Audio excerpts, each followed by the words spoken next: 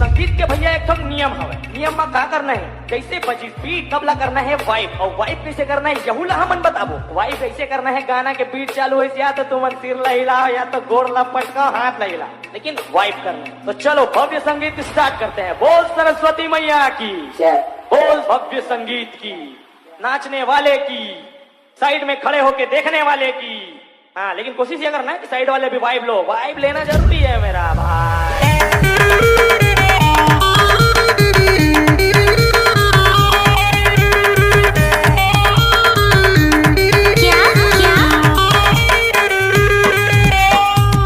अरे गोरा बदना लड़कैया रे,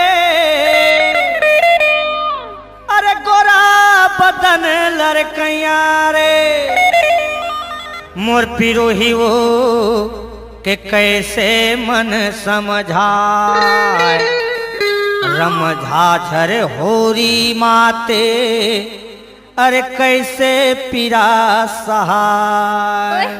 अरे तोला देहल पर ही, अरे तोला लेहल पर ही, अरे तोला देहल पर ही रे टूरी, फागुन के मजारे, फागुन के मजारे लेहल पर ही, तोला देहल पर ही रे टूरी, फागुन के मजारे, फागुन के मजारे लेहल पर ही, तोला लेहल पर ही रे टूरी, फागुन के मजारे, फागुन के मजारे लेहल पर ही, तोला लेहल पर ही रे टूरी, फागुन के मजारे, फागुन के मजारे लेहल पर ही।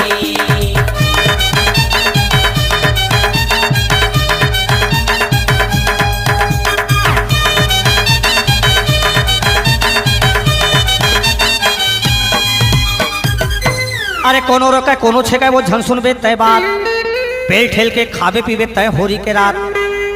अरे कोनो रोका कोनो छेका वो झन सुनबे तय बात, पेल ठेल के खाबे पीबे तय होरी के रात। तोला झेलेल पर ही, तोला झेलेल पर ही, तोला झेलेल पर ही रे फागुन के मजारे, फागुन के मजारे रेहल पर ही, तोला झेलल पर ही रे टूरी, फागुन के मजारे, फागुन के मजारे झेलल पर ही, तोला देहल पर ही रे टूरी, फागुन के मजरे, फागुन के मजरे लेहल पर ही, तोला लेहल